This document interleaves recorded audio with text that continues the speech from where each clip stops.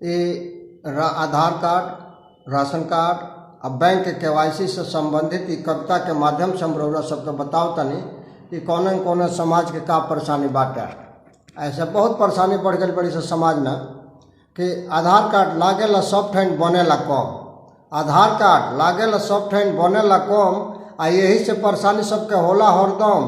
Bank के KYC रसद विभाग आ कार्ड आधार आ ए विभाग में कब होई सुधार।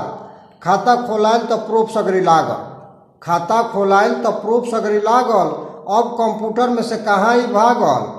KYC करावे खातिर कई बेर धावेल, चक्कर लगाव पड़ता बैंक के।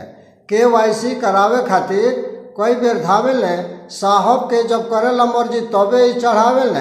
राशन कार्ड में से नाम कैसे कटल, अब बैंक के खाता से प्रूफ कैसे हटल। नाम पता सुधार में बड़ा होला कठिनाई।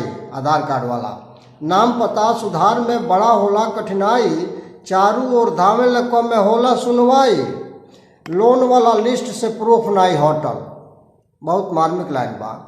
लोन वाला लिस्ट से प्रूफ नहीं हटल। अब बैंक से आधार राशन कार्ड से नाम कैसे कटल। एमे से नाम कटल तो केहू नहीं जाने, एमे से नाम कटे तो केहू नहीं जाने। एमे से नाम कटल तो केहू नहीं जाने। अब बैंक आ राशन में नाम जोड़वाओ खातिर चारू ओर धामे। राशन वाला साहब कहने के ऑनलाइन कराव, राशन वाला साहब कहने के ऑनलाइन कराव। अब बैंक वाला साहब कहने के आधार से अंगूठा जोड़वाव।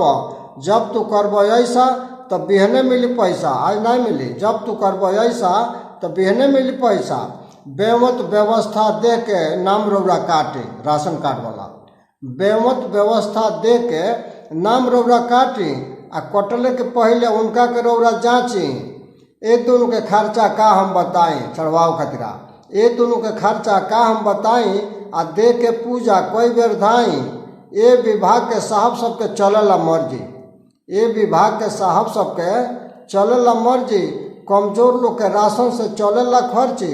राशन वाला विभाग के उल्टा बाटे नियम, राशन वाला विभाग के उल्टा बाटे नियम। आ कहेले कमजोर लोग कैसे हम जियम। अर्जुन ठाकुर कहेले काम हुए धोखा, अर्जुन ठाकुर कहेले कि काम हुए धोखा। अब बिगड़ल व्यवस्था से सब गड़बड़ होता।